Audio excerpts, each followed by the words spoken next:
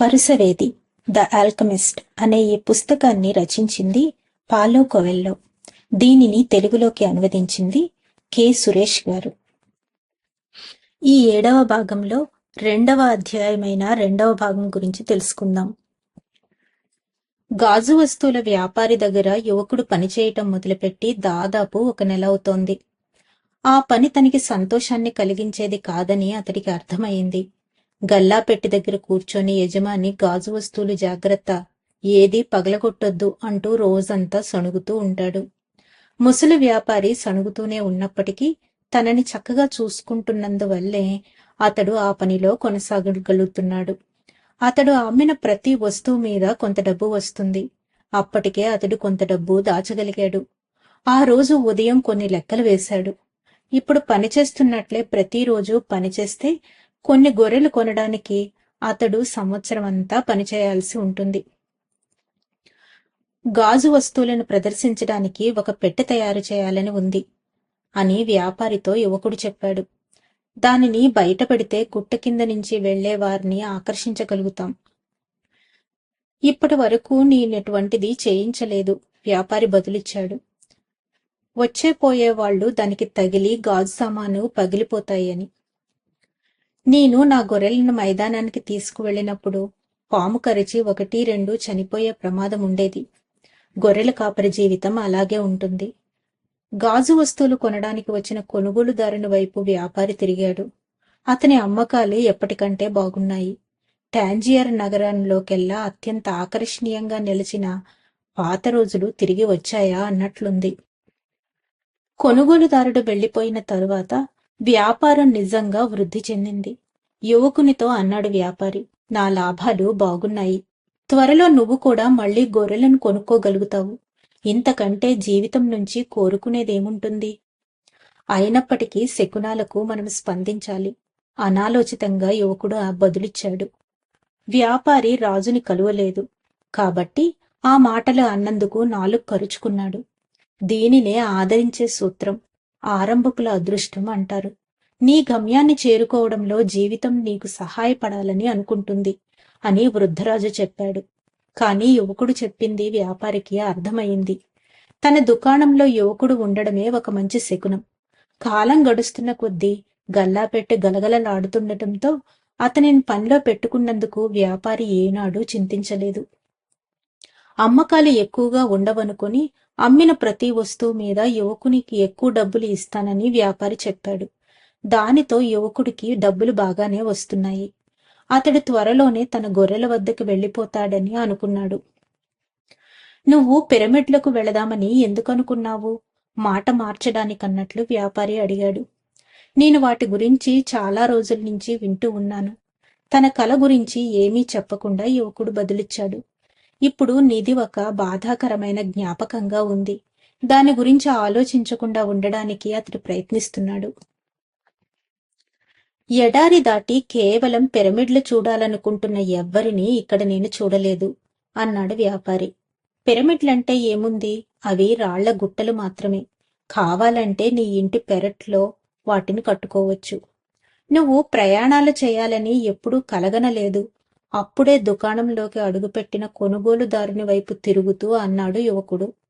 2 రోజుల తరువాత వస్తువులను ప్రదర్శించడం గురించి యువకునితో వ్యాపారి మాట్లాడాడు. మార్పు అంటే నాకంతగా ఇష్టం లేదు అతడు అన్నాడు.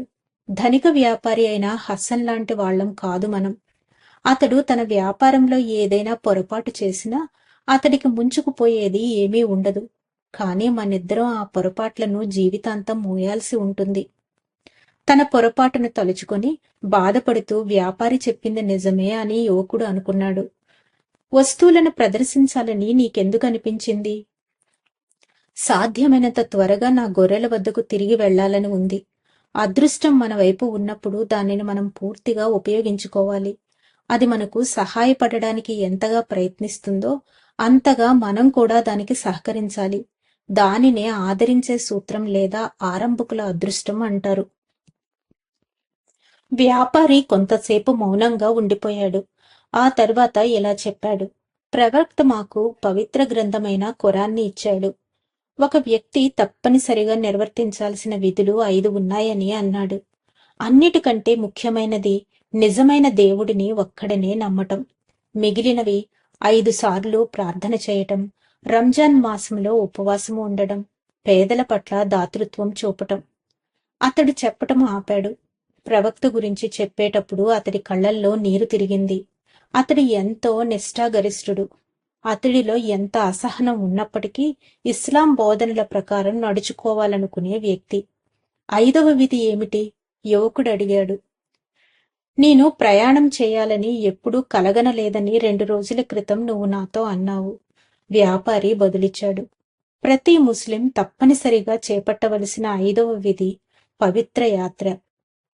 జీవితంలో ఒక్కసారైనా మక్కాను తప్పనిసరిగా చూసి రావాలని మా మతం చెప్తుంది. పిరమిడ్ల కంటే కూడా మక్కా చాలా దూరంలో ఉంది. నేను యువకుడిగా ఉన్నప్పుడు సరిపడా డబ్బులు కూడబెట్టి ఈ దుకాణం మొదలు పెడదామని అనుకున్నాను. ధనికుడైన తరువాత మక్కాకి వెళ్ళగలుగుతానని అనుకున్నాను. నేను కొంత డబ్బు కూడబెట్టాను. కాని నాజూకైన ఈ గాజు వస్తువులను ఇంకొకరికి అప్పగించి మక్కా యాత్ర చేయలేకపోయాను. ఇన్ని సంవత్సరాలలో నా దుకాణం ముందు నుంచి ఎంతో మంది మక్కా ప్రయాణం చేశారు. వారిలో కొంతమంది ధనికులు ఉన్నారు. వారికి గూడుబళ్ళు, ఒంటెలు, సేవకులు ఉన్నారు. కాని ఈ పవిత్ర యాత్ర చేసిన వారిలో చాలా మంది నాకంటే పేదవాళ్లు. అక్కడికి వెళ్లిన వారందరూ తాము ఆ యాత్ర చేయగలిగినందుకు సంతోషంగా తిరిగి వచ్చారు. ఆ యాత్రకి సంబంధించిన గుర్తులను తమ ఇళ్ల తలుపులకు తగిలించారు. ఆ యాత్ర చేసిన వారిలో ఒకరు చెప్పులు కుట్టే వ్యక్తి. చెప్పులు బాగు చేయడం ద్వారా అతని జీవిక కొనసాగుతుంది. అతడు ఎడారి గుండా 1 సంవత్సరం పాటు ప్రయాణం చేశాడు.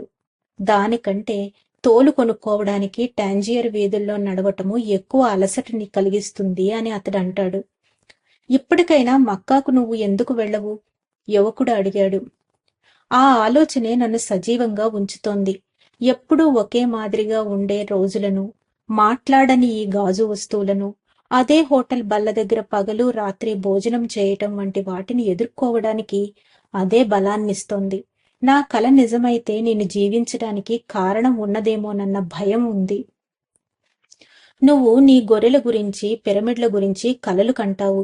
నువ్వు నీ కలలను సాకారం చేసుకోవాలనుకుంటున్నావు కాబట్టి నువ్వు నాలాగా కాదు.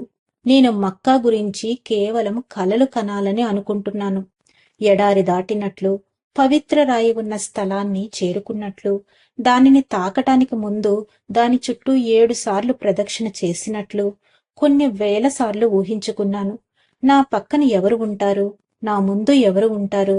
మేం చేసే ప్రార్థనలు, మాట్లాడుకునే మాటలు, ఇలాంటివన్నీ ఊహించుకున్నాను. ఇదంతా వాస్తవంగా జరిగితే నేను నిరుత్సాహానికి గురి అవుతానేమోనన్న భయం. అందుకే నేను దాని గురించి కలలు కంటానికే ఇష్టపడతాను. గాజు వస్తువులను ప్రదర్శించటానికి ఒక బీరువా తయారు చేయడానికి యువకుడికి ఆ రోజు వ్యాపారి అనుమతిచ్చాడు. అందరి కలలు ఒకే విధంగా సాకారం కావు. మరో 2 నెలలు గడిచాయి. గాజు వస్తువుల ప్రదర్శనకు ఉపయోగించిన బీరువా కారణంగా ఎక్కువ మంది కొనుగోలుదారులు దుకాణానికి వస్తున్నారు. ఇంకా 6 నెలలు పనిచేస్తే తాను స్పెయిన్కి తిరిగి వెళ్లి 60 గొర్రెలతో పాటు మరో 60 గొర్రెలను కొనుక్కోగలనని యువకుడు అంచనా వేశాడు. ఈ విధంగా సంవత్సరం లోపే తన మందను రెట్టింపు చేసుకున్నవాడవుతాడు. అంతేకాకుండా ఇప్పుడు వాళ్ల భాష మాట్లాడగలడు కాబట్టి అరబ్బులతో కూడా వ్యాపారం చేయగలుగుతాడు. బజారులో ఆ రోజు తరువాత అతడికి ఉరిం తురుములను ఉపయోగించే అవసరం రాలేదు. వ్యాపారికి మక్కా యాత్ర మాదిరిగానే తనకు ఈజిప్టు ఇప్పుడు అందని కల. ఏది ఏమైనా యువకుడు తన పనిలో సంతోషంగా ఉన్నాడు. విజయుడిగా టారీఫాలో అడుగుపెట్టే రోజు గురించి మాత్రమే ఇప్పుడు అతడు నిరంతరము ఆలోచిస్తున్నాడు. నీకు ఏం కావాలో నీకు ఎప్పుడూ తెలిసి ఉండాలి అని వృద్ధరాజు చెప్పాడు. యువకుడికి అది తెలుసు. ఇప్పుడు దానిని నిజం చేసుకోవటానికి కృషి చేస్తున్నాడు. పరాయి దేశంలో అడుగుపెట్టి ఒక దొంగతో దోచుకోబడి ఏ పెట్టుబడి లేకుండా మునుపటి కంటే రెట్టింపు మందను పొందడమే తన నిధి ఏమో. తన పట్ల తనకి గర్వంగా ఉంది. గాజు వస్తువులతో వ్యాపారం ఎలా చేయాలో, పదాలు లేని భాషను, ఇంకా శకునాలు వంటి కొన్ని ముఖ్యమైన విషయాలు అతడు నేర్చుకున్నాడు. కొండ ఎక్కిన తరువాత తేనీరు దొరికే ఏదైనా చక్కటి ప్రదేశం లేకపోవటం గురించి ఒక వ్యక్తి ఫిర్యాదు చేయటం ఒక మధ్యాహ్నం యువకుడు విన్నాడు. శకునాల గుర్తించడానికి అలవాటు పడిన యువకుడు వ్యాపారితో మాట్లాడాడు. కొండనెక్కిన వారి కోసం తేనీరు అమ్ముదాం. ఇక్కడ చాలా చోట్ల తేనీరు దొరుకుతుంది కదా అన్నాడు వ్యాపారి. కాని మనం గాజు పాత్రలో టీ అమ్ముదాం. ప్రజలు తేనీటిని ఆస్వాదించడమే కాకుండా వారికి గాజు పాత్రలు కూడా కొనాలనిపిస్తుంది. అందం మనుషులను ఎంతగానో ఆకర్షిస్తుందని నేను విన్నాను. అప్పటికి వ్యాపారి మిన్నకున్నాడు. కాని ఆ మధ్యాహ్న ప్రార్థన చేసి దుకాణం మూసేసిన తరువాత అతడు యువకుడిని పిలిచి తనతో కూర్చోబెట్టుకుని అతడికి హుక్కా ఇచ్చాడు. నువ్వు దేనికోసం వెతుకుతున్నావు? ముసలి వ్యాపారి అడిగాడు. ఇంతకు ముందే నీకు ఈ విషయం చెప్పాను. నేను తిరిగి గొర్రెలను కొనుక్కోవాలి. దానికోసం డబ్బు సంపాదించాలి. వ్యాపారి హుక్కా పాత్రలో మరో 2 బొగ్గులు వేసి గొట్టంతో గట్టిగా దమ్ము పీల్చాడు. నేను ఈ దుకాణం పెట్టి 30 సంవత్సరాలయ్యింది. గాజు వస్తువులలో మంచిది కానిది, దానితో పాటు వాటి గురించి తెలుసుకోవలసిందల్లా నేను తెలుసుకున్నాను. నాకు వాటి గుణగణాలన్నీ తెలుసు. మనం గాజు పాత్రలో తేనీరు అమ్మితే దుకాణం పెరుగుతుంది. అప్పుడు నేను ఈ జీవిత విధానాన్ని మార్చుకోవాలి. అది మంచిదేగా. నేనిప్పుడున్న వాటికి అలవాటు పడిపోయాను. నువ్వు రాకముందు నా మిత్రులు ఇక్కడి నుంచి వెళ్లిపోయి బాగా ధనికులు కావటాన్ని లేదా దివాలా తీయటాన్ని తలుచుకొని నేనిదే ప్రాంతంలో కుళ్ళిపోతూ సమయం వృధా చేసుకుంటున్నానని భావించేవాడిని. అది నన్ను చాలా విచారగ్రస్తుణ్ణి చేసేది. కాని ఇప్పుడు చూస్తే పరిస్థితులు మరీ అంత దారుణంగా లేవని అనిపిస్తుంది. దుకాణం ఖచ్చితంగా నేననుకున్నంత పరిమాణంలోనే ఉంది. నేను మార్పును ఎదుర్కోలేను కాబట్టి నాకు దేనిని మార్చాలని లేదు. ప్రస్తుతం నేనున్న పరిస్థితికి నేను అలవాటు పడ్డాను. ఏం బదులివ్వాలో యువకుడికి తెలియలేదు. వ్యాపారి ఇంకా ఇలా అన్నాడు. నువ్వు నిజంగా నా పాలిట వరానివి. ఇంతకు ముందెన్నడూ చూడనిది ఈ రోజు నేను అర్థం చేసుకున్నాను. విస్మరించిన ప్రతి వరము శాపమవుతుంది. నాకు జీవితంలో ఇంకేమీ వద్దు. కాని సంపద వైపు, నేను ఇంతకు ముందు చూడని క్షితిజం వైపు చూసేలా నువ్వు నన్ను ఒత్తిడి చేస్తున్నావు. వాటిని చూసిన తరువాత, నాకున్న అవకాశాలను గుర్తించాక నువ్వు రాకమునుపు వ్యధ చెందిన దానికంటే ఇప్పుడు ఎక్కువ వ్యధ చెందుతాను. ఎందుకంటే నేను సాధించగలిగిన విషయాలు తెలుసుకొని అలా చేయటం ఇష్టం లేకపోవడం నాకు బాధను కలిగిస్తుంది. టారీఫాలో రొట్టెలు అమ్మే వ్యక్తితో ఏమీ అనకుండా మిన్నకుండడం మంచిదే అయ్యిందని యువకుడు తనలో తాను అనుకున్నాడు. సూర్యుడు అస్తమిస్తూ ఉండగా వాళ్ళిద్దరూ హుక్కా పీలుస్తూ కూర్చున్నారు. వాళ్ళిద్దరూ అరబ్బు భాషలో మాట్లాడుకుంటున్నారు. అలా మాట్లాడగలుగుతున్నందుకు యువకుడికి గర్వంగా ఉంది. ప్రపంచంలో నేర్చుకోదగినవన్నీ తన గొర్రెలు నేర్పగలవని ఒకనాడు అతడు అనుకున్నాడు. కాని అవి అతడికి అరబ్బు భాషను ఎన్నటికీ నేర్పగలిగేవి కావు. ముసలి వ్యాపారిని చూస్తూ గొర్రెలు నేర్పలేనివి ప్రపంచంలో ఇంకా ఎన్నో విషయాలు ఉండి ఉంటాయనుకున్నాడు యువకుడు. నిజానికి అవి నిరంతరము తిండి నీళ్ల కోసం చూస్తుంటాయి. బహుశా అవి నేర్పడం లేదేమో, తానే వాటి నుంచి నేర్చుకుంటున్నాడేమో. ముక్తుబ్ చివరికి వ్యాపారి అన్నాడు. అంటే ఏమిటి? నువ్వు దీనిని అర్థం చేసుకోవాలంటే ఈ దేశంలో పుట్టాలి. బహుశా నీ భాషలో దీన్ని తదాస్తు అంటారేమో జవాబిచ్చాడు. హుక్కా పాత్రలోని బొగ్గులను ఆర్పేస్తూ గాజు పాత్రల్లో తేనీటి అమ్మకాన్ని మొదలుపెట్టవచ్చునని యువకుడితో అన్నాడు వ్యాపారి.